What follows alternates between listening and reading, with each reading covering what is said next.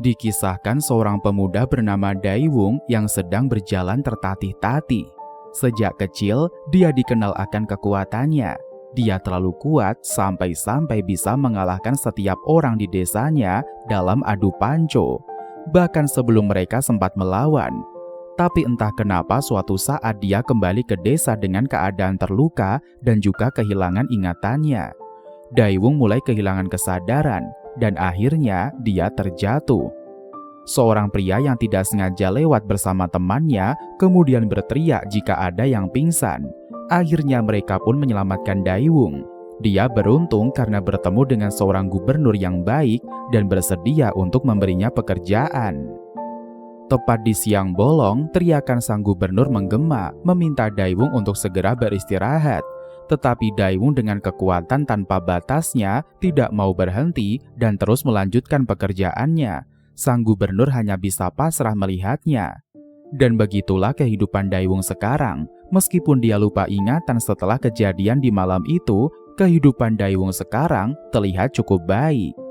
Waktu berlalu begitu cepat. Di umur Daiwung yang ke-15 ini, sang gubernur mendadak memutuskan untuk pergi bersama seluruh keluarganya. Tidak ada yang bisa Daiwung lakukan selain terus bekerja dan juga melanjutkan hidup. Dengan menitikan air mata, dia bersumpah akan membalas kebaikan sang gubernur dengan terus bekerja keras, dan dia akan hidup dengan baik. Waktu terus berlalu, tidak terasa umur Daiwung sudah menginjak 25 tahun. Selama ini dia selalu bekerja tidak kenal waktu. Dia bisa mengurus semuanya sendirian kecuali satu hal. Dia belum menemukan seorang istri. Dia duduk dengan wajah masamnya, berkata bahwa di desa ini tidak ada satupun wanita yang cocok dengannya. Padahal dia saja yang tidak sadar akan posisinya dan memiliki standar yang cukup tinggi. Dengan semangat yang membara, Daiwung berkata kalau dia akan berkelana ke desa lain dan menemukan istri yang cocok untuknya. Tetapi saat dia mulai melangkahkan kaki, dia berpapasan dengan seorang wanita yang tampak terluka. Badannya memar-memar dan dia hampir kehilangan kesadarannya. Wanita itu terus berjalan sendirian, tidak ada seorang pun warga yang menghampirinya. Mereka hanya terdiam sambil memandangi wanita itu karena mereka takut dia adalah seorang murim. Wanita itu terus berjalan ke rumah janda untuk mendapatkan perawatan dan juga tempat tinggal sementara. Suatu ketika, tiba-tiba saja Daiwung nongol dan melamar wanita murim yang ditemuinya kemarin. Hal itu mengagetkan semua orang yang ada di sana. Wanita bernama Bai Jinjin itu hanya bisa terdiam melihat kelakuan Daiwung yang tiba-tiba saja. Dengan tegas Bai Jinjin menolaknya. Tapi itu bukanlah akhir. Daiwung terus berusaha untuk mendapatkan hati sang pujaan hatinya. Tidak peduli sejauh mana Bai Jinjin pergi. Tidak peduli sekeras apapun dia menolak. Daiwung tetap terus mengejarnya. Bai Jinjin adalah wanita yang membuatnya cinta pada pandangan pertama dan dia harus mendapatkannya. Tidak peduli seberapa kuat pohon, dia akan tumbang dengan 3 serangan saja dari Daiwung. Tapi hati Bai Jinjin tidak bisa tergerak sedikit pun, bahkan setelah dilamar sebanyak 30 kali. Sampai-sampai warga desa ikut meyakinkan Bai Jinjin untuk menerima Daiwung. Mereka berkata bahwa tidak ada lelaki seperti Daiwung di desa mereka. Dia baik, tulus, bertanggung jawab, dan juga kuat. Sampai akhirnya Bai Jinjin memutuskan untuk mulai membuka hatinya. Terlihat Daiwung yang sudah lelah duduk di dahan pohon. Dia berpikir untuk mulai menyerah dan selamanya menjadi penebang pohon. Tetapi Bai Jinjin tiba-tiba datang mengagetkannya dan dia berkata kalau Daiwung sudah 120 kali melamarnya. Dan jika dia melakukannya sekali lagi, maka jawabannya adalah iya. Sontak saja Daiwung terperanjat mendengarkan kata-kata yang keluar dari mulut Bai Jinjin itu. Dia pun berlari mendekati Bai Jinjin sambil berteriak dan melamarnya sekali lagi. Bai Jinjin pun menerimanya. Dan itulah kisah perjuangan Daiwung untuk mengejar cintanya.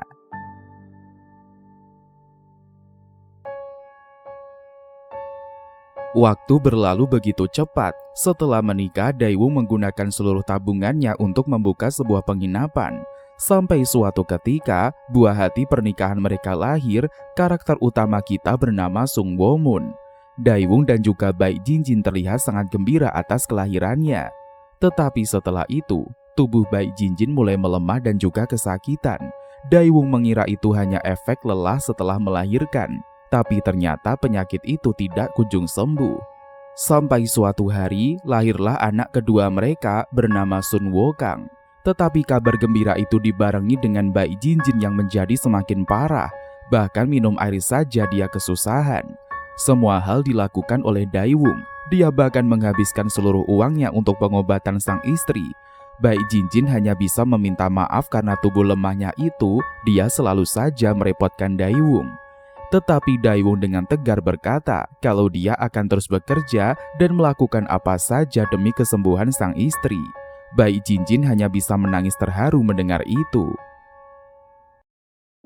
Sementara bayi Jinjin berjuang melawan penyakitnya, kedua anak mereka tumbuh dengan cepat. Anak pertama mereka, Sung Woo-mun, sangat mirip dengan ibunya. Tubuhnya bagus dan juga pandai. Satu-satunya kekurangan Woo-mun adalah dia licik dan juga pemarah. Sung Woo-mun adalah tipe orang yang tidak akan menahan diri untuk mengungkapkan pendapatnya. Dan jika dia tidak suka, maka dia akan mengatakannya agar dia lega. Daewoo terlihat bercerita dengan baik Jinjin tentang kelakuan anak pertama mereka yang sering membuatnya menjadi jengkel. Jinjin hanya bisa tertawa dan menjawab kalau sebelum sakit sifatnya juga hampir sama seperti Woo-mun. Tapi seiring berjalannya waktu, Woo-mun yang begitu sehat dan kuat mulai melemah dan juga pucat seperti ibunya. Kepribadiannya juga mulai berubah. Daewoo mulai khawatir dengan keadaan anaknya itu. Tetapi Woo-mun meyakinkan kalau dia baik-baik saja.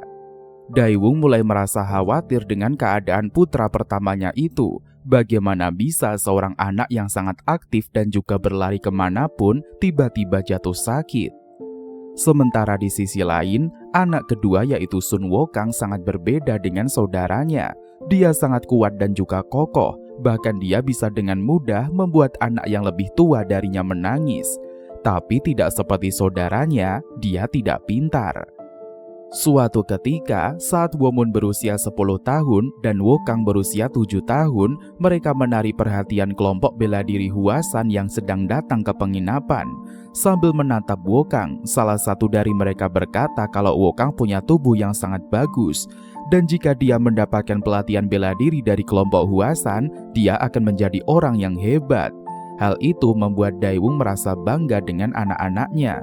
Jika mereka belajar bela diri dengan kelompok Hwasan, maka mereka akan menjadi seorang pendekar yang hebat dan tidak akan ada orang yang berani mengganggu mereka.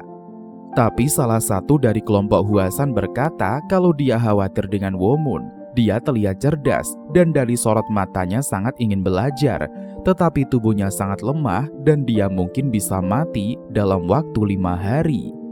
Mendengar hal itu, Woo-mun hanya bisa terdiam membisu. Sementara Daewoo juga hanya bisa pasrah karena memang keadaan Woo-mun seperti itu adanya. Kelompok Hwasan kemudian memutuskan untuk hanya membawa Wokang karena menurut mereka hanya Wokang yang memiliki potensi. Mereka bertiga tampak sama-sama kecewa, tetapi mereka tidak bisa berbuat apa-apa. Demi kebaikan Wokang, Woo-mun hanya bisa pasrah. Wokang kemudian pergi mengikuti kelompok Hwasan. Dia berpamitan kepada ayah dan juga kakaknya. Dalam hati Wokang, dia sangat ingin kakaknya ikut, tetapi dia juga menyadari kalau sang kakak tidak akan mampu. Di sisi lain, meskipun tubuh Woo-mun semakin melemah dan tidak bisa bermain seperti yang dia inginkan, dia tidak pernah sekalipun mengeluh atau menggerutu. Tidak peduli seberapa sakit yang dia rasakan, dia tidak ingin orang tuanya tahu, karena takut akan mengkhawatirkannya. Selain itu, dia juga mengutamakan kesehatan ibunya. Meskipun dia selalu mencoba untuk tidak bersikap lemah, tetapi saat ini dia sendiri tidak bisa menahannya. Daewoo tahu kalau Woo-mun merasa sakit hati, tapi Woo-mun berkata tidak apa-apa sambil terus meneteskan air mata. Dia berkata akan segera tidur. Woo-mun tampak mengurung diri di kamarnya, meratapi nasibnya yang tidak dipilih oleh kelompok Hwasan yang sudah menjadi cita-citanya sejak kecil. Daewoo dan juga Jinjin saling berbincang tentang kejadian itu. Tetapi kembali lagi, semuanya sudah terjadi, dan tidak ada yang bisa mereka lakukan. Daewoo kemudian berjalan ke dapur untuk menyiapkan makanan untuk Woo-mun, tetapi dia dikagetkan saat melihat kilauan cahaya dari arah depan penginapannya. Saat Daiwung membuka pintu depan, dia pun berteriak dengan sangat kencang. Dia tidak percaya dengan apa yang dilihatnya. Womun yang terkejut mendengarkan teriakan ayahnya juga buru-buru membuka jendela dan ingin memastikan tidak terjadi apa-apa dengan sang ayah. Tapi saat melihat cahaya di depannya, dia hanya bisa membatu tanpa berkata-kata. Saat kelompok Huasan datang untuk mengubah takdir Wokang, ternyata di saat itu pula seseorang misterius datang untuk mengubah takdir Womun. Seorang kakek tua berbaju putih bercahaya terang datang dengan cara terbang, yang tentu saja membuat semua orang terpana melihat kehadirannya. Seperti Womun yang tampak melihat sebuah cahaya harapan untuk dirinya. Kakek tua itu berjalan mendekati Daiwung. Womun yang melihatnya pun langsung berlari turun karena merasa penasaran. Kakek Gritsage itu berkata kalau dia merasa kelaparan dan dia ingin semangkuk mie untuk sekedar mengisi perutnya. Daiwung pun langsung meminta Womun untuk melayani sang kakek. Sang kakek langsung makan dengan lahapnya, sementara Womun dan juga Daiwung menunggu di dekatnya. Dia berterima kasih atas makanan yang lezat itu. Womun terus memandanginya dengan heran sekaligus kagum dan menemukan fakta baru kalau seorang Gritsage ternyata juga butuh makan, tidak seperti yang berada di bayangan Womun. Saat pamit pulang, Daiwung menolak bayaran dari sang kakek. Dia merasa mendapatkan suatu kehormatan telah membuatkan makanan untuknya. Tetapi sang kakek merasa tidak enak hati. Meskipun dia miskin, tapi dia tidak bisa pergi tanpa membayar begitu saja. Dia pun meminta untuk disiapkan kertas dan juga kuas. Tanpa basa-basi dan juga banyak bertanya, Daiwung berlari ke belakang untuk mengambilkan barang yang sang kakek mau.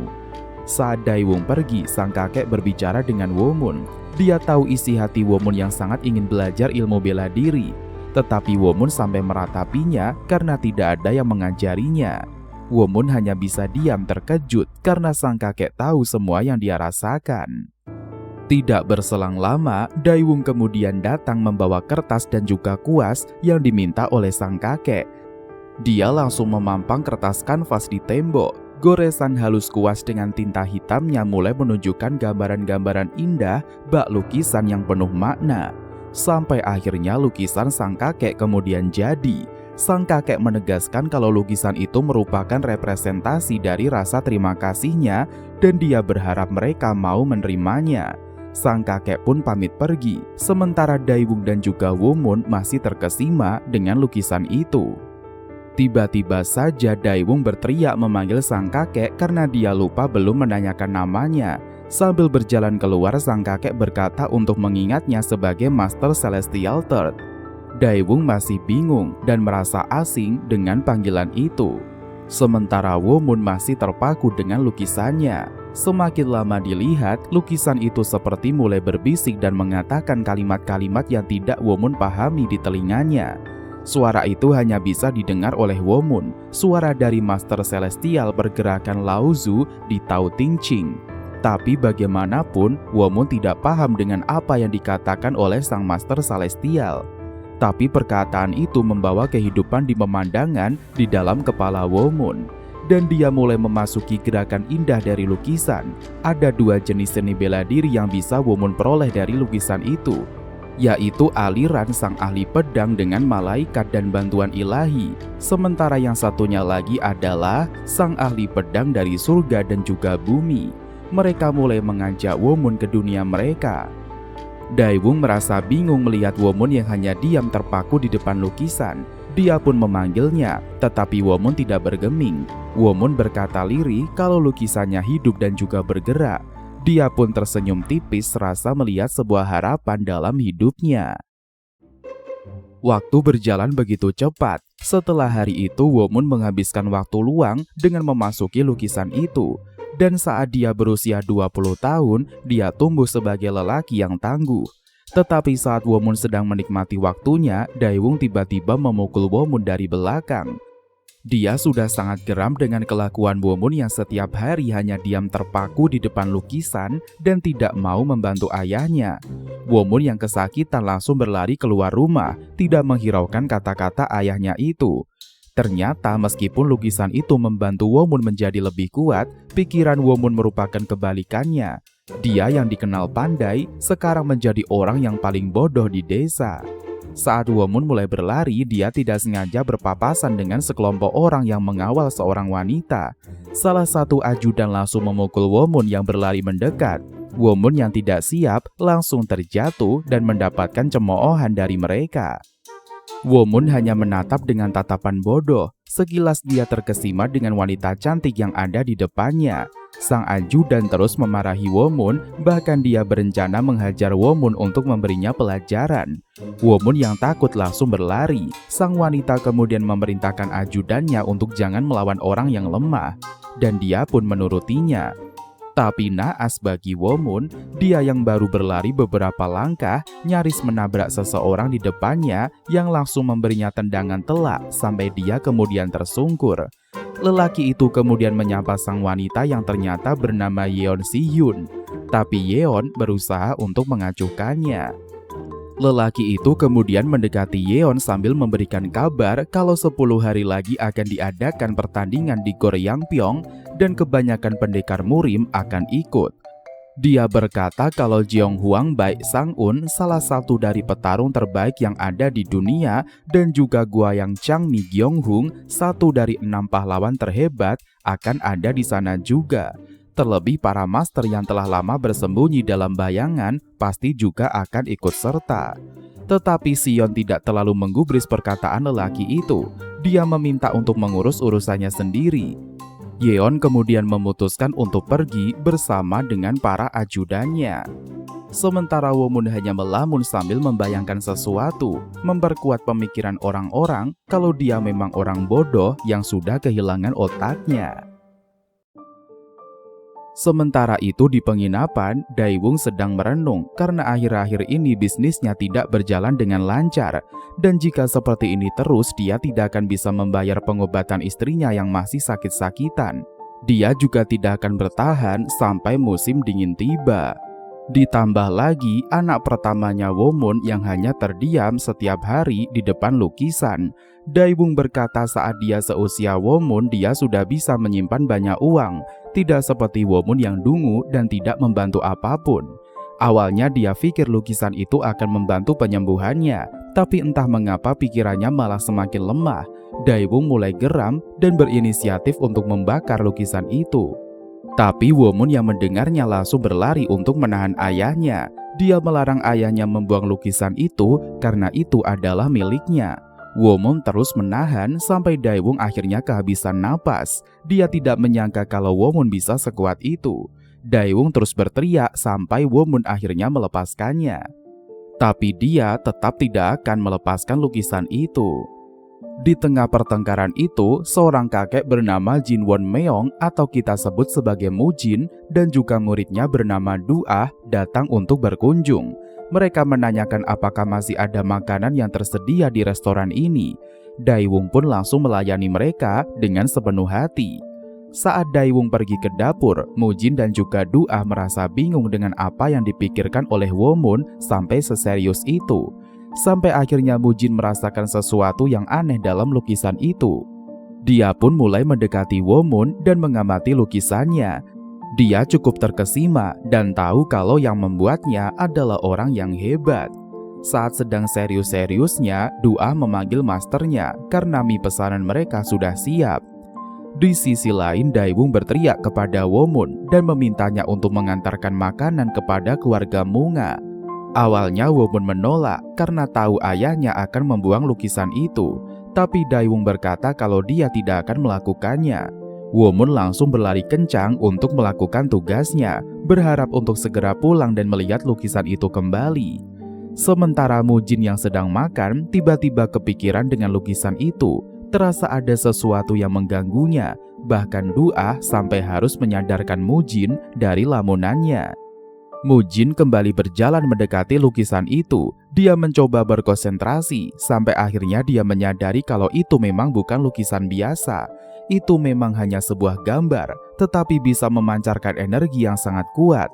Mujin merasa kalau dia menemukan sebuah harta yang sangat luar biasa.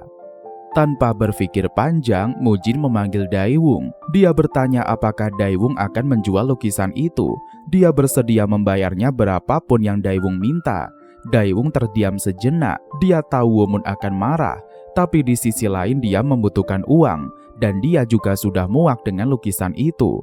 Sementara Woo Moon masih berlari dengan riang, dia tidak sabar untuk pulang dan melihat lukisannya lagi. Daewoo masih terlihat bernegosiasi tentang harga dengan Mujin. Dengan penuh pertimbangan dia memberi harga 5 nyang, yang langsung disetujui oleh Mujin. Daewoo sangat senang karena dengan uang itu dia bisa membeli obat dan juga daging terbaik untuk istrinya. Mujin dan juga Duah kemudian berpamitan dengan membawa lukisan itu. Tapi di tengah jalan Mujin merasa risau. Dia kemudian kembali dan memberikan sebuah pedang untuk Daewoo. Dia merasa 5 nyang terlalu murah untuk harga lukisan itu. Meskipun Duah sempat protes karena pedang putih suci itu terlalu berharga, tapi Mujin tetap akan memberikannya. Meskipun Daewoo tidak membutuhkannya, tapi dia bersedia menerima pedang itu. Mujin pun berlalu pergi dengan Duah yang masih tidak terima dengan pedang itu. Sesampainya di rumah, Woo Moon merasa kaget karena lukisannya kemudian hilang. Daewoo berpura-pura tidak tahu dan berkata kalau mungkin lukisannya telah dicuri. Woo Moon yang tahu kalau lukisannya dijual langsung marah. Dia mengambil pedang pemberian Mujin dan meminta uang dari ayahnya. Dia berniat mengembalikan uang dan juga pedang itu untuk mendapatkan kembali lukisannya. Awalnya Daewoo tidak mau, tapi Woo Moon mengancam kalau dia akan memberitahu ibunya kalau ayah sudah berbohong.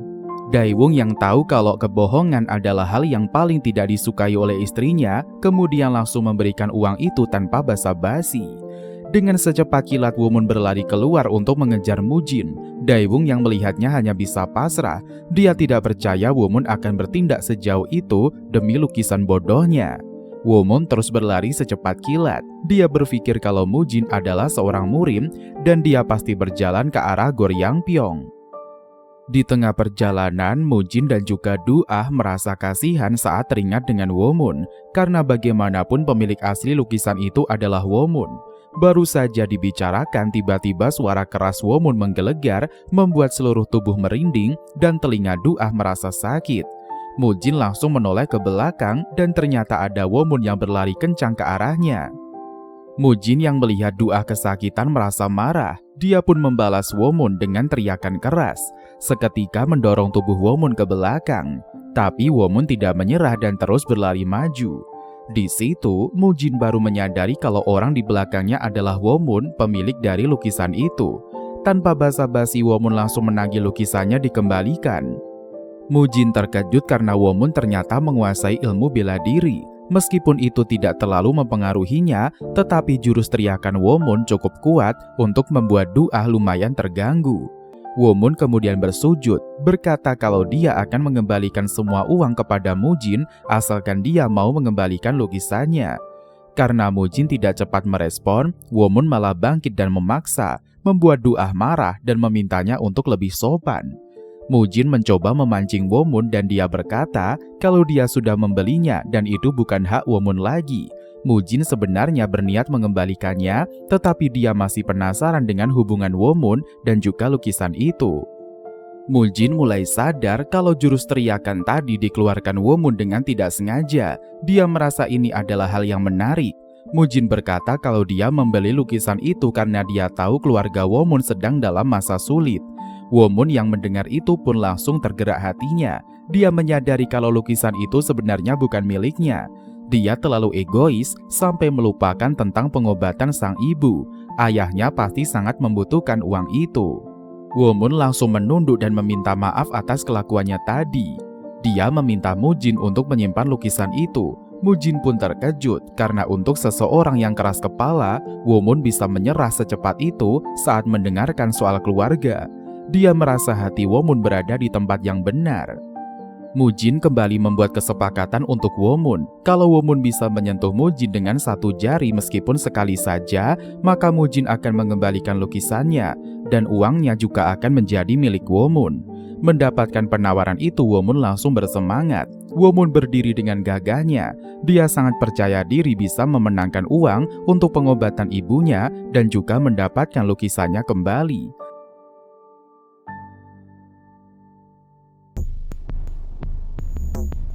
Tetapi lawannya adalah sang pendekar pedang Kunlun nomor 11, Master Mujin Wonmeong. Walaupun dia bukan salah satu dari pendekar pedang terhebat di dunia, tapi dia bisa dikatakan cukup kuat dan juga dikenal sebagai sosok master yang hebat. Dengan cepat, Womun langsung maju dan mencoba meraih lukisannya. Tapi dengan mudah Mujin menghindarinya. Womun mempercepat gerakan tangannya seolah menusuk dengan cepat. Hal itu cukup mengagetkan Mujin karena gerakannya seperti orang yang tidak pernah berlatih. Mujin mulai membalas serangan itu. Dengan sekali sabetan tangan, Womun langsung terkapar. Tapi Womun tidak menyerah. Berkali-kali dia maju untuk menyerang, tapi berkali-kali pula Master Mujin mampu menghindarinya. Sampai akhirnya satu serangan telak kembali mengenai Womun. Womun mulai panik. Mujin bahkan tidak menyentuhnya, tapi Womun bisa terjatuh. Dia kembali bangkit, tapi tetap saja terus terjatuh karena sabetan Mujin. Melihat Womun yang seperti orang bodoh, Mujin yakin kalau auman tadi hanya kebetulan. Dia kemudian menawarkan Womun untuk menyerah saja, tapi Womun masih belum putus asa. Dia melihat kalau gerakan Mujin sama persis dengan gerakan daun di lukisan yang bahkan sudah dia lihat berjuta-juta kali. Womun kembali menyerang, kali ini dia maju dengan gerakan yang berbeda. Mujin terlihat panik dengan serangan Womun. Dia pun membalas, sampai akhirnya Womun terlempar dan juga menabrak pohon di belakangnya. Mujin sedikit panik karena dia menggunakan serangan yang seharusnya tidak dikeluarkan. Tapi Womun masih bisa berdiri. Dia mengambil ranting untuk dijadikan pedang olehnya. Mujin terkejut, Womun masih bisa maju menyerang, padahal dia sudah menutup titik akupunturnya. Mujin mulai bingung. Gerakan Womun seperti orang yang tidak pernah berlatih, tapi kemampuannya tidak sengaja dikeluarkannya seperti seorang ahli bela diri. Womun kemudian berteriak kencang dan mulai menyabetkan tongkat kayunya ke arah Mujin. Tapi insting Mujin sebagai seorang pendekar merasakan ancaman besar dari serangan Womun itu. Dia pun tanpa sengaja mengeluarkan tenaga dalam dan menyerang Womun tepat di badannya, seketika membuatnya terpental jauh. Duah kemudian berlari mendekati sang master yang terlihat terluka di bahu kirinya karena serangan Womun. Dia masih termenung dengan jurus Buddha Amita yang dikeluarkan tanpa sengaja oleh Womun. Tapi di sisi lain, Womun yang terkena serangan Mujin mulai terlihat kejang-kejang. Tenaga dalam Mujin terlalu besar untuk diterima Womun yang tidak pernah berlatih. Mujin panik dan kemudian berlari mendekati Womun. Dia pun mulai sadar kalau kekuatan Womun tanpa sengaja keluar karena dia sudah mempelajarinya di dalam lukisan. Tapi dia tidak bisa mengendalikannya. Bagaimanapun tubuh Womun belum terlatih dan tidak bisa menahan serangan tenaga dalam. Womun terus kesakitan. Dia terus memuntahkan cairan merah dari mulutnya dan mulai berteriak meminta tolong. Mujin yang menyesali perbuatannya langsung berbuat cepat. Dia mematuk semua titik akupuntur di tubuh Womun. Mujin kemudian berkata kepada Duah kalau kurang lebih dalam 1 jam dia harus sangat waspada. Tidak boleh ada yang menyentuhnya dan juga Womun selama proses penyembuhan. Proses penyembuhan pun dilakukan. Mujin melakukan semua hal yang dia bisa. Karena ulahnya tanpa sengaja menggunakan tenaga dalam, sekarang hidup Womun sedang di ujung jurang.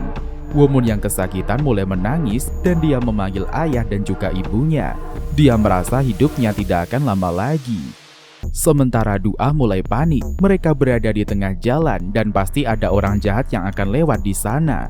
Tiba-tiba terdengar suara dari semak-semak. Sekelompok orang tampak berjalan mendekati arah Duah berada. Ternyata para preman memang sudah mengincar kakek Mujin. Mereka memiliki sebuah dendam dan berniat untuk melakukan sebuah pembalasan. Duah hanya bisa melongo. Dia tidak mungkin bisa menghadapi kawanan preman itu sendirian. Sedangkan Master Mujin harus terus fokus kepada Womun dan tidak boleh menghentikan prosesnya. Duah hanya bisa meneteskan air mata karena dia tidak tahu harus bagaimana. Para preman itu mulai mendekat karena mereka tahu dalam keadaan seperti ini Master Mujin tidak bisa melakukan apapun. Mereka mulai mengeluarkan senjata dan menyombongkan diri akan memusnahkan Mujin Wonmeong dari Kunlun. Duah hanya bisa panik dan berteriak, meminta mereka untuk menjauh, tapi mereka tidak peduli. Salah satu preman itu mulai mengayunkan pedangnya, tapi tiba-tiba seorang lelaki dengan senjata tombaknya datang membantu Duah. Para preman itu berteriak marah karena urusan mereka diganggu. Pria bertombak itu berkata kalau menyerang orang yang sedang terluka adalah perbuatan hina. Tapi tentu saja para preman tidak akan menggubrisnya. Mereka maju dan menyerang bersama. Pria bertombak tidak diam saja, dan dengan satu ayunan tombak saja dia bisa memecah semua pedang preman-preman itu.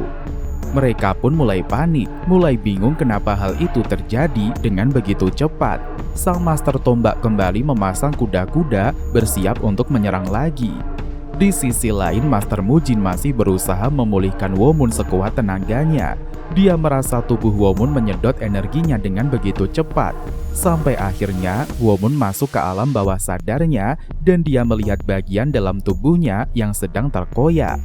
Tiba-tiba saja tangan Womun mengeluarkan sebuah cahaya energi putih dan Womun tahu kalau itu adalah energi Master Mujin yang disalurkan kepadanya. Tanpa disadari oleh Womun, garis hitam dari lukisan juga mulai mengelilinginya. Berpikir sebentar, sampai akhirnya Womun menyadari kalau garis itu berusaha memandunya. Dia terus bergerak mengikuti garis lukisan. Tanpa sadar, dia mendapatkan pengajaran dan juga sekaligus memperbaiki tubuhnya. Walaupun cuma sebentar, tapi Womun merasa lama sekali. Dan akhirnya, Womun mulai bermetamorfosis. Master Mujin sudah kehabisan tenaga. Dia mulai memuntahkan cairan merah yang sangat banyak. Dia heran dengan kekuatan Womun yang serasa tidak wajar. Pertanyaan siapa sebenarnya anak ini masih terngiang-ngiang di kepalanya. Karena mencium bau darah, Master Mujin langsung menoleh dan memanggil Duah. Tapi ternyata Duah baik-baik saja. Dia bertanya apakah Duah yang sudah mengalahkan keempat preman itu. Duah berkata kalau seorang pria bertombak sudah datang dan menolongnya, tapi dia kemudian pergi dengan sangat cepat. Dan dari ciri-ciri yang dikatakan oleh Duah, Mujin menyadari kalau dia adalah Guayang Changmi Gyeonghung. Master Mujin merasa berhutang budi kepadanya. Master Mujin berkata kalau penyembuhannya berhasil. Dia sangat beruntung dan Womun sebentar lagi akan bangun. Womun mulai menghembuskan nafasnya pelan, perlahan bangun dan berdiri. Master Mujin dan juga Duah yang melihatnya sedikit kaget karena Womun seperti orang yang berbeda. Womun menunduk dan berterima kasih kepada Master Mujin karena sudah menyelamatkannya. Mujin juga meminta maaf atas ketidaksengajaannya. Sesuai perjanjian, Mujin memberikan uang dan juga lukisan itu kepada Womun. Dan meskipun sebenarnya Womun tidak enak hati, tetapi dia memang membutuhkan uang itu untuk pengobatan ibunya. Master Mujin merasa senang. Dia melihat perubahan total dalam diri Womun. Dia menjadi orang yang berbeda, bahkan melebihi ekspektasinya. Mujin menoleh ke belakang dan juga berkata kalau preman itu adalah orang-orang yang punya dendam kepadanya. Tapi untungnya, Guayang Changmi Gyeonghung datang untuk menyelamatkan mereka. Womun dan juga Mujin sedikit berbincang soal siapa yang menggambar lukisan itu. Dan dari perbincangan itu Mujin mulai paham dengan keadaan yang dialaminya. Master Mujin merasa ini adalah keuntungan besar. Kalau dia bisa membuat Womun berada di pihaknya, maka dia akan untung di masa depan. Dia pun berkata kalau akan mengajarkan sebuah gerakan kepada Womun sebagai penebusan dosa. Shin pun beralih pada kediaman Yeon Si-hyun. Dia mendapatkan kabar dari salah satu pengikutnya kalau mereka kekurangan prajurit untuk pergi ke Goryangpyeong. Perjalanan itu diperlukan untuk memperkuat reputasi kamar dagang milik Yeon. Yeon kemudian memutuskan untuk memasang pengumuman di sekitar desa kalau mereka membutuhkan pekerja paruh waktu untuk dikirim ke Seoul. Yeon berkata kalau dia akan merekrut orang-orang itu untuk berpura-pura sebagai prajurit. Dan jika di antara mereka ada seseorang yang berguna, maka itu akan sangat menguntungkannya. Kembali kepada Womun yang memperlihatkan wajah bingungnya. Dia berusaha melihat gerakan Master Mujin yang sangat cepat di atas batu. Womun mulai mengeluarkan tenaga dalamnya dan kemudian memfokuskan pada matanya. Sampai akhirnya dia bisa melihat gerakan dari Master Mujin. Dia pun mulai tersenyum dan bersiap untuk terus mengamati. Mujin Wonmeong sedang melakukan gerakan kaki suci yang dikatakan adalah salah satu gerakan terbaik di Sekte Kunlun. Gerakan itu mempunyai kekuatan untuk membuat pandangan orang yang melihatnya menjadi buram dan membingungkan mereka. Itu adalah salah satu gerakan kaki tersulit untuk dipelajari. Tapi Womun secara insting mengerahkan energi celestial dan juga ilmu berpedangnya ke mata, sehingga dengan mudah bisa melihat gerakan dari Master Mujin. Setelah selesai, Master Mujin berkata kalau dia meninggalkan jejak kakinya di batu agar Womun bisa mempelajarinya. Mujin kemudian memberikan sesuatu kepada Womun yang diketahui adalah medali pertemanan Kunlun. Medali itu menunjukkan kalau Womun adalah teman dari sekte Kunlun. Dia meminta Womun untuk berjanji tidak memberikannya kepada siapapun. Itu adalah medali terakhir dan Master Mujin tidak akan menyesal telah memberikannya kepada Womun. Womun pun mulai menunduk, berterima kasih dan juga berjanji akan menepati janjinya itu. Jika ada kesempatan dia juga akan mengunjungi Kunlun. Master Mujin kemudian berjalan pergi, tidak ada yang menyangka kalau waktu yang singkat itu akan merubah segalanya, membawa perubahan yang tidak terduga pada hidup Womun. Sesampainya di rumah, Womun memberikan uang itu kepada ayahnya untuk membeli obat untuk ibu. Dia kembali meletakkan lukisan itu di tembok dan berkata kepada ayahnya kalau bagaimanapun ayahnya tetap salah karena menjual lukisan itu diam-diam. Daiwung terpelongo melihat perubahan yang dialami oleh anaknya. Dia seakan mendapatkan kembali kapasitas otaknya.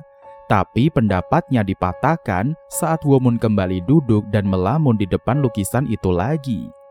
Tiba-tiba saja Womun berteriak kencang sampai mengagetkan Daiwung. Dia berkata kalau itu tidak berhasil. Dia bingung tidak bisa lagi masuk ke fantasinya di dalam lukisan itu. Dia berpikir karena kecapean hari ini dan memutuskan untuk mencobanya lagi besok. Tapi ternyata itu tetap sia-sia. Setiap hari Womun mencoba masuk ke dalam lukisan itu dan tidak pernah berhasil. Daiwung mulai berpikir kalau anaknya ternyata belum berubah sedikit pun. 4 hari kemudian, Daiwung yang mulai frustasi langsung memarahi Womun. Dia tidak peduli dengan janjinya atau apapun itu. Dia akan membuang lukisan itu demi kebaikan keluarga mereka.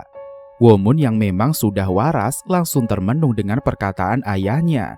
Dia meminta maaf karena terlalu egois selama ini dan dia berjanji tidak akan melakukannya lagi. Demi orang tuanya, Womun akan meninggalkan kebiasaan buruknya selama ini. Daiwung langsung menangis terharu mendengarkan kata-kata Womun. Sudah sejak lama Womun tidak mengatakan sesuatu yang sesuai dengan usianya. Womun juga menyadari itu dan dia pun ikut senang. Dia berjanji pada dirinya sendiri kalau akan hidup dengan lebih baik mulai dari sekarang. Malam harinya, Womun dibawa oleh Sang Master Celestial ke alam bawah sadarnya. Sang Master berkata kalau Womun menderita Taichang Jihei, sebuah penyakit langka yang diderita oleh anak yang memiliki energi yang sangat kuat. Energi itu mudah berubah, merusak keseimbangan yin dan juga yang, sampai akhirnya mereka mati di usia 20 tahun. Selama 200 tahun terakhir, Sang Master Celestial telah mencoba berbagai cara, tetapi dia masih belum berhasil. Sampai akhirnya dia menemukan 2 teknik pedang legendaris yang akhirnya bercampur menjadi satu, menempati pembuluh darah dan memadamkan api yang membakar tubuh.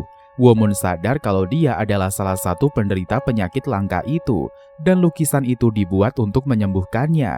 Sang Master Celestial mengucapkan selamat kepada Womun karena dia sudah berhasil lolos dari kutukan dan bisa hidup melewati usia 20 tahun. Womun terbangun dari alam bawah sadarnya dan mendapati lukisan di kertas yang sudah menghilang. Dia pun menangis terharu karena Sang Master sudah mewariskan ilmu seni bela dirinya demi kesembuhan Womun. Dia berdiri dan menunduk, mengucapkan terima kasih yang sebesar-besarnya. Dia berjanji akan menghargai kesempatan hidup yang sudah dia terima dan memanfaatkannya dengan baik. Sementara di tempat lain, terlihat seseorang berbaju putih yang sedang duduk di atas atap. Sambil mabuk dia berkata merasa senang akan hal yang akan terjadi. Hari baru, semangat baru, kata itulah yang sangat cocok untuk Womun. Dia merasa tubuhnya sangat luar biasa hari ini. Dengan penuh semangat, Womun berlari untuk mengambil air. Dia mengepel seluruh rumah, mencuci piring dan juga merapikannya dengan sangat baik. Baik Jinjin yang keluar dari kamarnya menyapa anaknya, seketika mengagetkan Womun yang masih bersih-bersih. Baik Jinjin tersenyum dan berkata kalau dia merasa senang melihat anaknya yang sudah berubah sebagaimana mestinya. Womun yang memegang tangan ibunya sangat sedih, tipis dan juga dingin. Bayi Jinjin benar-benar sudah kehilangan semua tenaganya.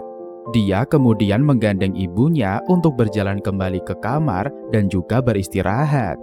Bayi Jinjin masih terus tersenyum senang melihat Womun yang sekarang. Sambil berbaring dia terus mengatakan rasa bahagianya, bahkan sampai meneteskan air mata. Womun kemudian menutup pintu untuk membiarkan ibunya istirahat. Tidak sengaja Womun bertemu dengan Daewoo yang baru saja bangun tidur. Dia pun dengan tegas mengatakan kalau mulai sekarang dia akan membantu menjalankan penginapan. Dan jika ada pekerjaan yang sulit, maka dia bersedia untuk melakukannya. Tentu saja hal itu membuat Daewoo sangat bahagia. Ini bukanlah mimpi dan putranya Womun telah kembali ke dirinya sendiri. Setelah semuanya bersih, Daewoo merasa sangat bersemangat. Dia berkata akan segera bersiap untuk menyambut para tamu dan memperbolehkan Womun untuk bersenang-senang melakukan hal apapun yang dia inginkan. Womun yang bingung akan melakukan apa kemudian mulai terfikirkan sesuatu. Dia berlari menuju batu tempat bekas pijakan Master Mujin kemarin. Dia mencoba meniru gerakannya, tapi kemudian terjatuh. Ternyata itu tidak semudah yang dia pikirkan. Womun mulai mencoba dan mencoba lagi, sampai akhirnya dia mulai menemukan ritmenya. Womun mencoba melupakan lukisannya dengan berkonsentrasi melatih pelajaran seni bela diri dari Master Mujin. Dia terus berjuang, karena tidak peduli sebanyak apapun Womun sudah berubah, tubuhnya masih lemah dan tidak pernah berlatih bela diri sekalipun. Sampai malam hari Womun tidak bisa tidur, dia masih belum bisa memahami teknik itu. Sampai akhirnya dia punya rencana. Dia bangun dan mulai mengeluarkan ilmu pedang surgawi dan juga ilahi. Womun kemudian berlari keluar rumah karena dia merasa waktunya terbuang sia-sia. Sang ayah bertanya kemana Womun pergi dan berkata kalau anaknya sekarang sangat berenergi. Mendengarkan kata energi, Womun langsung sadar akan suatu hal. Dia memahami teknik dari Mujin, tapi tubuhnya tidak bisa mengikutinya. Dia hidup selama 20 tahun tanpa pernah berlatih fisik, dan itu akan menghambatnya. Womun memulai hari-harinya dengan melatih fisik dan juga kekuatannya. Karena selain ilmu, otot adalah salah satu bagian terpenting dalam bela diri. Dalam waktu singkat, kekuatan fisik Womun meningkat dengan sangat pesat. Dia memang berbakat, hanya memang penyakitnya yang jadi penghambatnya selama ini. Seiring dengan kekuatan Womun yang bertambah, dia mulai mendapatkan ritme dari teknik Master Mujin. Dia bergerak dengan lincah. Fisiknya yang sekarang sudah mulai bisa mengikuti pikiran Womun, berjalan selaras menjadi satu kesatuan. Dia merasakan suatu kegembiraan, sungguh menyenangkan melatih tubuhnya seperti itu.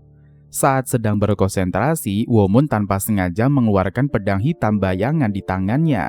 Tapi saat dia terkejut, pedang itu tiba-tiba hilang seketika.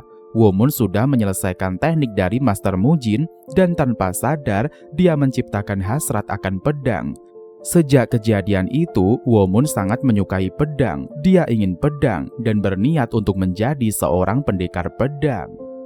Womun mulai melihat semak-semak dan menemukan pedang para preman yang sudah patah. Dia pun pergi ke tempat pandai besi untuk menjual besi bekas pedang itu dan menukarkan dengan pedang utuh.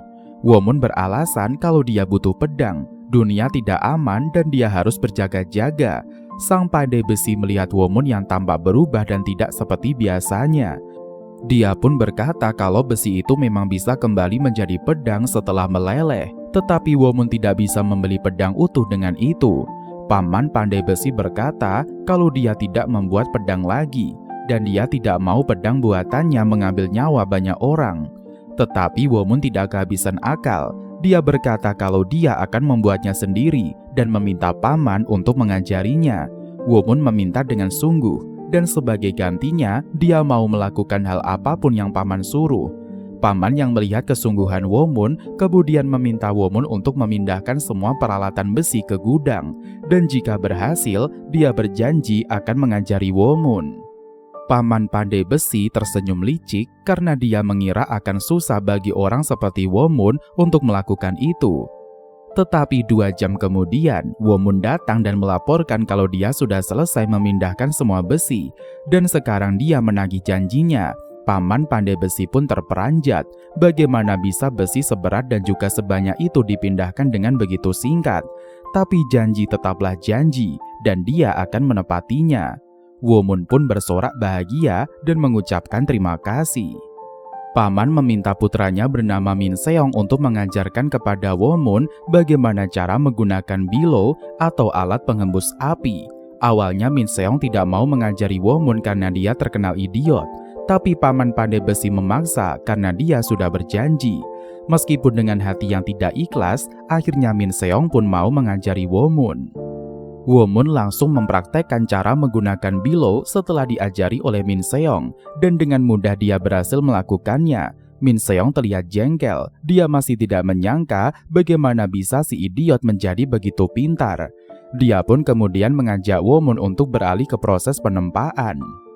Dengan rasa sombongnya, Min Seong mempraktekkan dan berkata akan sulit bagi orang seperti Womun untuk melakukannya.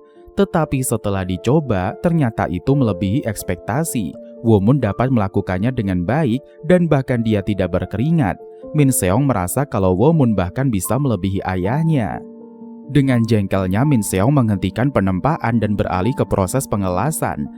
Dia memperingatkan kalau itu adalah hal yang sulit dan Womun harus terus memperhatikannya.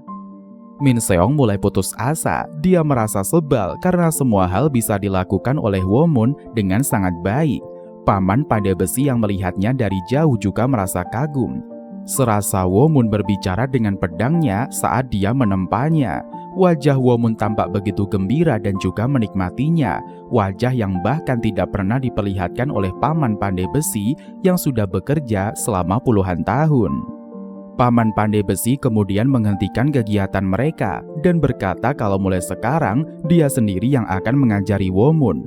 Womun yang mendengarnya tentu saja merasa sangat senang. Paman Pandai Besi memperlihatkan semua keahliannya dan Womun sampai terkesima melihatnya. Memang benar pengalaman selama puluhan tahun membuktikan semuanya. Paman Pandai Besi lalu menawari Womun untuk segera praktek jika dia sudah paham. 4 hari kemudian, terlihat Paman Pandai Besi dan juga Min Seong berjalan menuju tempat bekerja. Min Seong masih meragukan apakah Womun bisa membuat pedang dalam waktu sesingkat itu. Tapi Paman Pandai Besi hanya tersenyum menanggapinya. Ketika sampai, mereka sudah disambut dengan teriakan bahagia Womun yang sudah berhasil menempa pedang sendirian. Dia sangat bangga dengan hasilnya itu. Womun kemudian menunduk dan juga berterima kasih kepada Paman atas apa yang sudah diajarkannya. Paman Pandai Besi bangga kepada Womun. Dia boleh membuat pedang di tempat itu sebanyak apapun yang dia inginkan. Tapi sebagai gantinya, dia ingin Womun menggunakan pedang itu untuk keadilan. Dengan mantap, Womun berkata kalau dia akan menepati janjinya. Hari-hari berikutnya dijalani Womun dengan penuh semangat. Dia membantu pekerjaan ayahnya di penginapan. Semua orang yang melihat Womun bahkan sampai terkesima dibuatnya. Perubahan Womun yang signifikan membuat semua orang sangat bahagia, terutama bagi sang ayah Daewung. Dia berteriak dengan bangga kalau semua itu adalah berkat hal yang sudah dia ajarkan kepada Womun. Tidak lama setelah itu, datanglah Nona Yeon bersama 2 orang bawahannya di kedai Womun. Daewung menyambutnya dengan ramah, sementara Womun menatap dengan sinis. Dia tahu kalau lelaki bergigi kelinci itu adalah Im Chu. Dia adalah salah satu orang yang suka membuli Womun saat dia masih bodoh. Mereka memilih meja dan akhirnya duduk bersama. Im Chu dengan keras berteriak memanggil pelayan. Dan dengan cepat pula Womun datang. Jo Mu-jae terkejut karena dia tidak bisa merasakan kehadiran Womun. Im Chu mengejek bagaimana Womun si bodoh akan menerima pesanan mereka. Tetapi Womun tidak menggubrisnya dan dia kemudian bertanya kepada Jo Mu-jae dan juga Yeon tentang pesanan mereka. Sambil berjalan Womun dengan sengaja menyenggol punggung Im Chu dengan keras. Im Chu pun marah. Tapi Womun membela diri dengan tersenyum dan berkata kalau dia hanya orang bodoh, jadi tidak tahu apa-apa. Saat rombongan Nona Yeon akan pulang, Im Chu berkata kalau dia masih punya urusan yang harus diselesaikan. Dia kemudian masuk mendobrak pintu penginapan dan berkata kalau ada rambut di makanan Nona Yeon dan itu adalah sebuah wujud penghinaan. Semua orang tentu saja terkejut mendengarnya. Womun hampir marah, tapi Daewung menenangkannya. Dia tidak boleh gegabah karena Imcu adalah salah satu tangan kanan dari bangsawan. Karena tidak mau berlarut-larut, Daewung lalu memberikan uang sebagai kompensasi untuk Imcu. Dia kemudian pergi dengan membanting pintu dengan sangat keras. Tentu saja Womun sangat marah dibuatnya. Dia berjanji akan membuat perhitungan dengan Imcu. Saat Imcu berjalan sambil terus menggerutu, Womun meneriakinya dari belakang. Dia mengejek Imcu sebagai si gigi kelinci. Imcu yang marah berkata kalau dia akan memberikan Womun rasa sakit, tapi Womun tidak akan gentar sedikit pun. Imcu maju dan bersiap untuk memukul Womun, tapi dengan mudah Womun membalas serangan itu. Hidung Imcu mengeluarkan cairan merah dan dia juga kesakitan. Tapi dia merasa kalau Womun hanya beruntung dengan pukulan itu.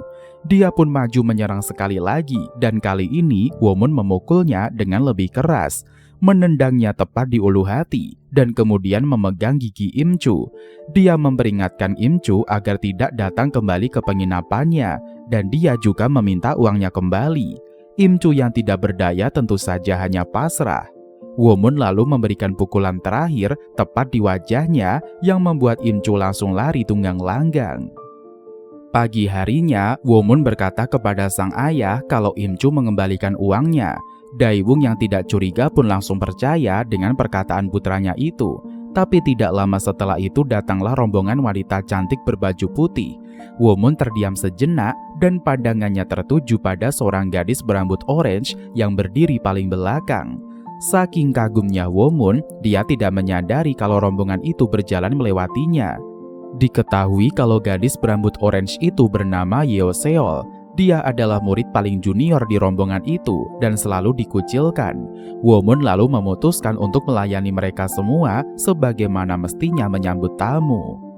Terlihat di luar, seseorang sedang mengawasi penginapan Womun. Ternyata itu adalah Imcu yang masih belum kapok dan berniat untuk balas dendam kepada Womun. Dia menyewa beberapa bandit dan akan memberikan upah jika mereka berhasil. Womun yang sedang berlatih dengan pedang kayunya kemudian dikejutkan dengan kedatangan Imcu dan juga antek-anteknya. Dia berkata dengan sombong membawa Dai Buyaca dan Womun tidak akan bisa mengatasinya. Tapi Womun menanggapinya dengan wajah konyol dan menganggap Dai Buyaca adalah orang aneh. Dai Buyaca yang marah langsung menyerang Womun, tapi Womun dengan gesit melompat menghindar. Serangan demi serangan terus dilancarkan, begitu pula dengan Womun yang semakin lincah. Dai Buyaca mulai terkejut. Womun bagaikan ikan di lumpur yang sangat sulit untuk dipegang. Sementara Womun malah kesenangan mendapatkan latihan gratis. Dia bahkan merasakan energi dari Divine Eternal Captifying Movement yang membuat gerakannya semakin lincah. Dai Buyaca yang putus asa kemudian memanggil anak buahnya untuk membantu. Womun pun berputar di udara, menyerang kedua preman itu dengan sekali ayunan pedang kayunya. Tanpa menunggu, dia juga langsung melompat maju menyerang Dai Buyaca. Meskipun dia masih bisa bertahan, tapi putaran terakhir Womun berhasil menjatuhkan kedua anak buah Dai Buyaca. Dai Buyaca kembali menyerang dari belakang. Womun dengan insting kuatnya langsung menoleh dan menyerang, melemparkan kapak Dai Buyaca ke udara. Dengan tegas Womun mengancungkan pedang kayunya. Dia meminta Daibu mengambil kapaknya dan meneruskan pertarungan itu sebagai latihan untuk Womun. Tapi Daibu yang tahu kalau kekuatan mereka tidak seimbang memutuskan untuk menyerah. Dia meminta maaf dan memanggil Womun dengan sebutan kakak. Dengan secepat kilat dia berteriak dan mengajak dua anak buahnya untuk lari dari tempat itu. Sekarang tersisa Imcu si gigi kelinci yang pastinya tidak berdaya. Womun menarik kerahnya dan memarahi Imcu yang tidak kapok. Bogeman keras kemudian mendarat di wajah Imcu sebagai wujud peringatan dari Womun. Imcu berteriak meminta maaf, tetapi Womun sudah terlanjur geram. Bogeman demi bogeman terus dilayangkan sampai Imcu terduduk dengan wajahnya yang memar-memar. Womun langsung mengusir Imcu dan berkata kalau itu adalah peringatan terakhir. Meskipun sebal, tapi Womun merasa senang dia bisa melakukan eksperimen dengan pertarungan pedang dan juga seni bela diri. Suatu malam Daewung memberikan informasi kepada Womun kalau keluarga bangsawan Libe meminta Womun bekerja untuk mereka. Womun awalnya menolak karena dia sudah membantu ayahnya dengan baik di penginapan. Tapi Daewung menjelaskan kalau Womun tidak bisa selamanya bekerja di penginapan itu. Dia sudah dewasa, waktunya untuk mencari pengalaman dan juga jati diri. Dia harus membuktikan kepada semua orang, terutama kepada ibunya, kalau dia telah menjadi pria yang terhormat. Womun yang sudah mengerti dengan tegas akan menerima tugas itu. Dia berjanji akan membuat ayah dan juga ibunya bangga. Daewung yang kembali terharu langsung memeluk putranya dengan erat. Berpindah ke rumah bangsawan Libe, sang pengawas merasa ragu dengan Womun yang bekerja sebagai porter dengan tubuh lemahnya. Tapi Womun langsung membuktikan kekuatannya dengan mengangkat sang pengawas dan juga beberapa barang yang ada di sana. Dia pun langsung diterima tanpa basa-basi. Akhirnya Womun pulang dengan riang gembira. Di rumah, Womun meminta izin kepada ibunya yang terlihat khawatir karena sejak kecil baru kali ini Womun akan pergi jauh. Tapi dengan lemah lembut, Womun terus menenangkan ibunya. Dia berkata, selain dibayar ekstra, saat sampai di Goryangpyeong nanti, mungkin Womun bisa bertemu dengan adiknya yaitu Wokang. Karena faksi Hwasan pasti juga berkumpul di sana. Sang ibu yang mendengar itu pun menjadi ikut senang. Sang ibu kemudian menasehati Womun agar dia tidak bertarung dengan alasan kecil seperti adik dan juga ayahnya. Dia harus berperilaku dengan baik. Dan dengan semangat, Womun mengiyakannya, dan sang ibu akhirnya mau mengizinkan Womun. Pada hari keberangkatan, rombongan keluarga Libe berjalan ke Seoul, tepatnya di Goryangpyeong. Rombongan mereka terdiri dari 250 orang, jumlah yang sangat banyak. Terlihat juga Nona Yeon sang pemimpin kelompok, dan dia dikawal oleh seorang pria berbaju putih yang diketahui dari sekte Kunlun. Dia harus waspada karena perjalanan ini sangat menentukan takdirnya. Terlihat juga Womun yang berjalan bersama para porter lain. Mereka terlihat sangat lelah, tapi tidak dengan Womun yang sangat ceria. Itu adalah pengalaman pertamanya bekerja jauh dan dia sangat bersemangat. Sampai malam hari pun tiba dan rombongan memutuskan untuk mendirikan kemah serta beristirahat. Womun terlihat kerepotan karena dia yang masih segar dimintai tolong oleh teman-temannya untuk mengambil air. Tidak ada pilihan lain, dia pun mengiyakan permintaan itu. Sementara di dalam tenda utama, Nona Yeon mengucapkan rasa terima kasihnya kepada Yomun Kwang dari sekte Kunlun yang sudah bersedia untuk menemani perjalanan mereka. Para dayang juga sangat memuji Mun Kwang yang terlihat rendah hati. Tapi di balik wajah ramahnya, Mun Kwang memiliki niat yang tidak baik. Di sektenya dia tidak pernah bertemu wanita cantik, dan di sini dia akan memanfaatkan kesempatan emas untuk bersenang-senang bersama para wanita, terutama Nona Yeon. Dia berniat menjadikan Yeon sebagai miliknya. Tapi tiba-tiba pandangan semua orang teralihkan dengan seseorang yang sedang mengambil air di danau. Tentu saja tidak lain dan tidak bukan, dia adalah Sun Womun. Tubuhnya yang kekar dan juga bugar membuat para gadis terpana melihatnya. Bahkan Yeon yang cuek pun sampai tidak bisa mengalihkan pandangannya. Dia tidak menyangka kalau si pemilik penginapan ternyata juga belajar bela diri. Hal itu tentu saja memicu amarah Mun Kwang. Dia merasa cemburu karena bahkan Yeon tidak memperhatikannya dan malah melirik Womun.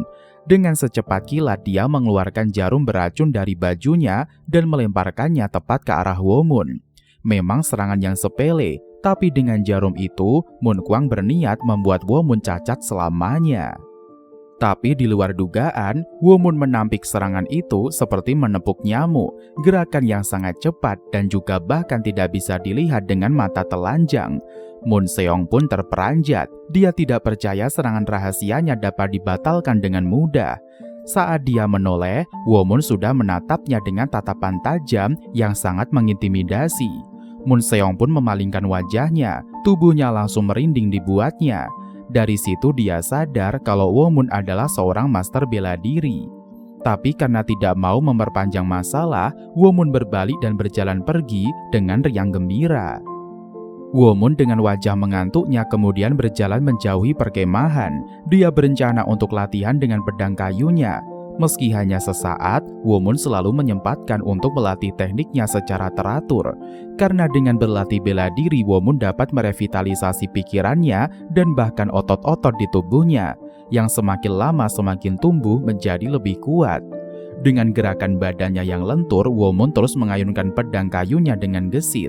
Badannya terasa lebih ringan, dan otot-otot juga semakin rileks. Tanpa disadari oleh Womun, seseorang misterius tiba-tiba menghampirinya sambil bertepuk tangan. Womun merasa bingung siapa dia. Orang itu terus berbicara hal yang aneh dan tidak dipahami oleh Womun. Dia tertawa dan menanyakan banyak hal kepada Womun yang membuatnya menjadi risih. Karena tidak mau berurusan dengan orang aneh, Womun memutuskan pergi kembali ke kemah. Tapi si orang aneh tidak menyerah dan terus mengikuti Womun kemanapun dia pergi. Dia bahkan sudah diterima menjadi porter karena memiliki kekuatan fisik yang luar biasa, membuat Womun tidak bisa lepas darinya. Bahkan saat tidur, si pria aneh masih saja terus mengoceh. Dia mengganggu Womun dan terus menanyakan banyak hal, membuat Womun sulit untuk tidur malam itu. Pagi harinya, rombongan keluarga Libe melanjutkan perjalanan mereka. Womun merasa kesal karena bahkan dia tidak bisa tidur tadi malam.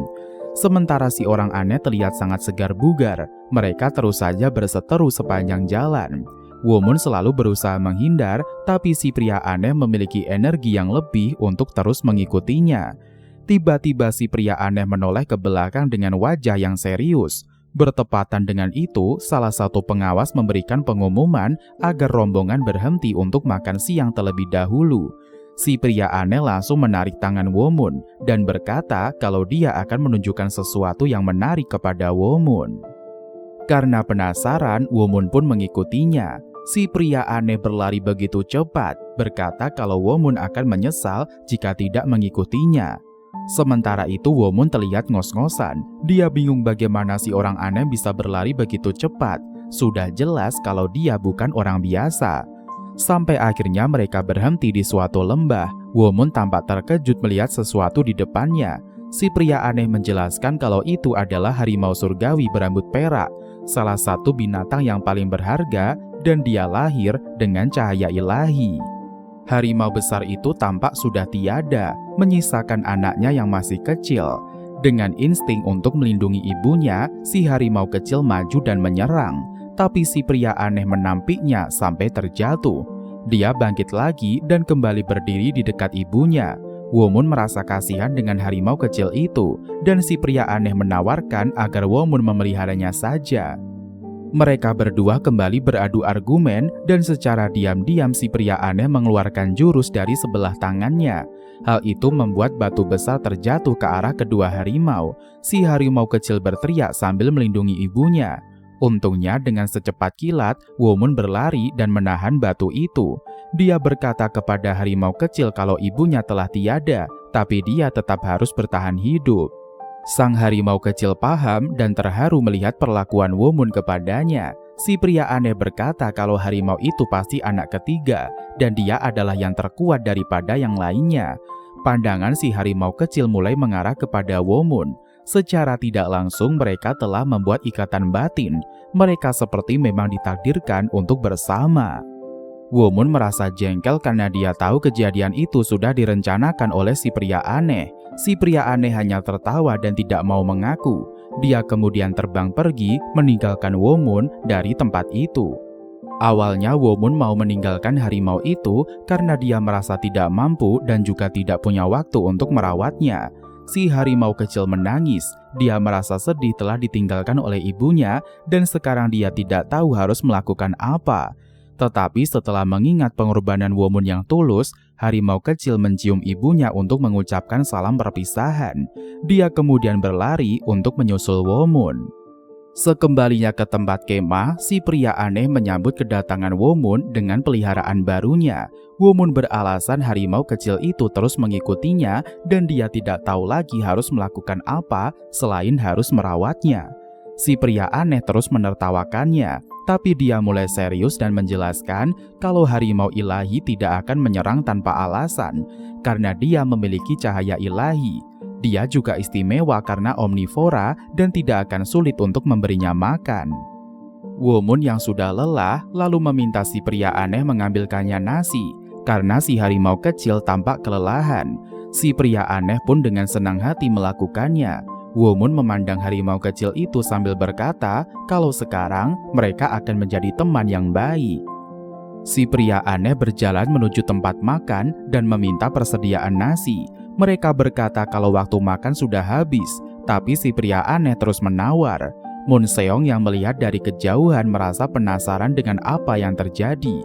Dia kemudian mendekat dan sang juru masak menjelaskan apa yang terjadi di sana. Munseong ingat kalau si pria aneh ini dekat dengan Womun. Dia pun merasa geram dan berniat untuk membalas Womun bahkan kepada siapapun yang dekat dengannya. Munseong lalu menendang wadah berisi nasi dan mengatakan hal yang tidak pantas kepada si pria aneh. Dia merasa senang karena sudah berhasil memancing emosi teman Womun. Tapi ternyata itu adalah kesalahan besar bagi Munseong. Si pria aneh tertawa dengan keras, membuat semua orang mengira kalau dia sudah gila.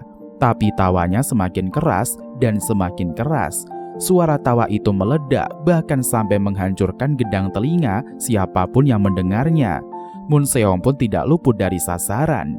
Cairan merah membuncah dari seluruh lubang di kepalanya. Dia berteriak kesakitan dan memintanya untuk menghentikan tawanya itu. Dia jatuh tersungkur, memandang dengan melas seolah menyesal dengan kelakuannya tadi. Sang pria aneh lalu berkata kalau ini sangat menyenangkan. Sudah lama sekali sejak 100 tahun lalu dia tidak pernah diperlakukan seperti itu.